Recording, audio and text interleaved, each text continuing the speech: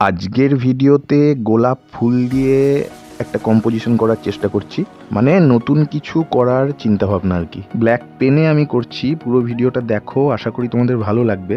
এছাড়া গোলাপ ফুলের কম্পোজিশন আমি এর পরেও আনবো এই চ্যানেলে, তোমরা নিজেদের মতো করে চেষ্টা করতে পারো। জানি না কতটা এডুকেশন পারপাস হবে এই ভিডিওটা, তবে ড্রয়িং করতে ভালোবাসি তো, তাই যেটাই করি না কেন তোমাদের সঙ্গে শেয়ার করা আর কি।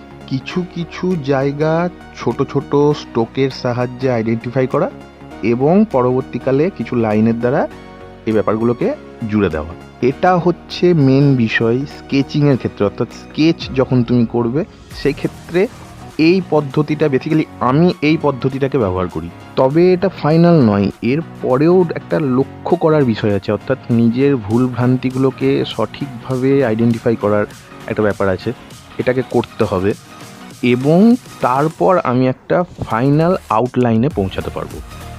তো ব্ল্যাক পেন আর পেন্সিলে পুরো ব্যাপারটা কভার করলাম। দেখো, ভালো লাগলে লাইক করে দিও, সুন্দর একটা কমেন্ট করে দিও।